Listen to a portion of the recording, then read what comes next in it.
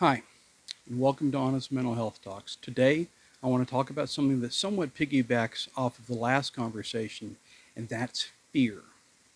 Fear is something that is underlying to so many of our emotions in today's world that it's unbelievable.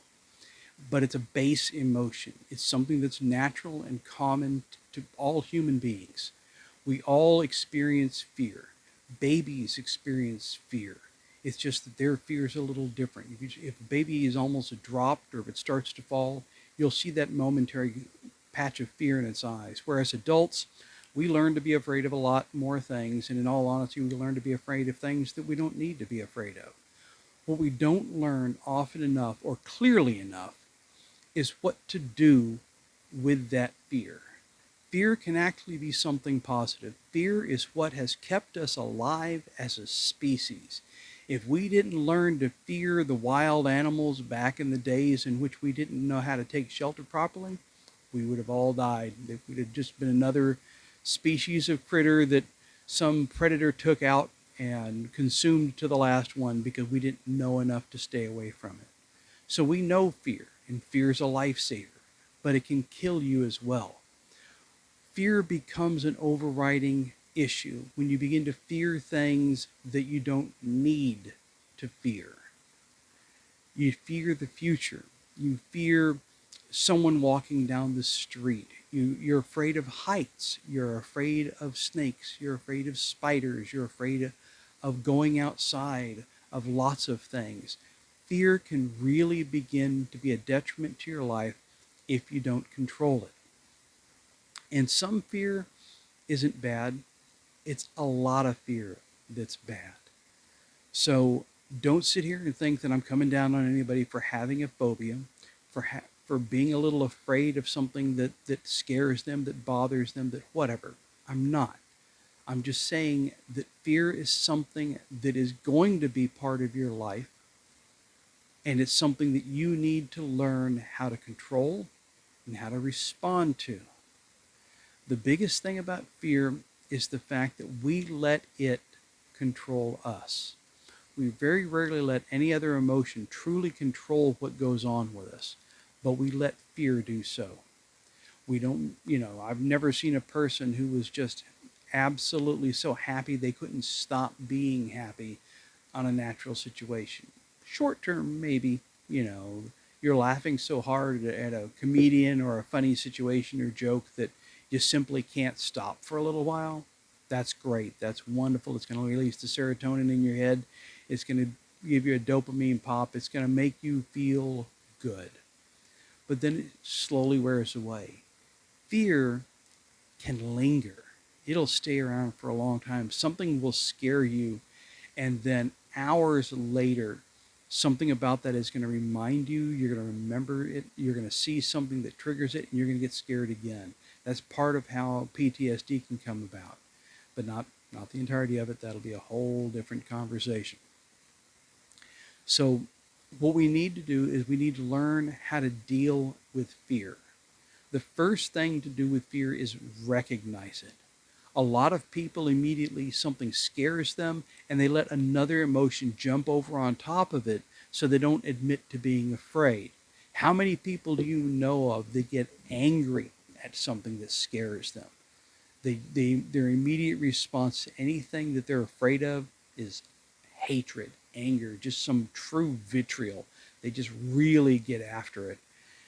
That's a natural cause because nobody wants to be afraid. We don't mind a little fear here and there, a little pop-up scare in a movie or going to a horror movie. Stuff like that is okay. What we don't want is a fear that we can't control. So instead we respond with the fight, flight, or freeze response that everybody naturally gets. So when you have this happening inside your head, if it's a fight response, you let anger overwhelm that fear and take its place and become your shield against whatever's scaring you. If it's flight, you're getting out of there. If it's freeze, a lot of the times you don't know what to do next and you just stand there unsure of what's going to happen. And that can be a scare in and of itself. So what we have to do is we have to realize when something scares us, when we are truly afraid of a situation, of a person, of a place, of an event, we have to see this, we have to recognize this, we have to acknowledge this. Because only by recognizing this and only admitting to this can we do something about it. And once you've admitted it, once you've recognized it, once you can take that fear that's just suddenly popping up in your head or boiling up in your head and say, hey, wait a second, I'm scared. I'm truly scared. I mean, to the depth of my being scared. You can feel your heart beating fast. You're starting to breathe a little faster. You got the tightness in the chest. You know what it is. You just don't want to admit to it. Well, admit to it, at least to yourself. Tell yourself, hey, why am I feeling like this? I'm feeling like this because I'm scared. Now, if it's something you should be scared of, if the house is on fire, get out of the house. If there is a vicious dog that is just foaming at the mouth and it is charging down the street at you, get over the fence, get somewhere safe. Let true fear, let your fear of something that you truly need to stay away from keep you alive. But if it's a fear of, I don't want to go to the grocery store, or I don't want to talk to this girl, this guy, I don't want to talk to the salesperson, I don't want to talk to the person behind the checkout counter, I don't want to get in my car and drive, I don't want to learn to drive. Any of these things can be truly terrifying to the right individual, but they can be overcome. And again, the first step, you acknowledge what this fear is. And then you need to step back for just a second. Don't worry, your mind can work in exponential speeds. So just give yourself pause and wonder, okay, this is what I'm scared of, and I am scared, but what's the worst that can happen? Literally, put it down as what is the worst that can happen? If you start talking to somebody, a new person, what's the worst that can happen? They don't like you and walk away? No different than you were before. Maybe they're going to like you. Maybe they want to talk back to you or talk with you. And maybe they want to be friends. Maybe they wanted to talk to you, but they didn't start it up first because they were scared. So the worst that can happen is maybe nothing. The best that can happen could be a great thing. Now, yeah, there are times in which what is scaring you is valid again.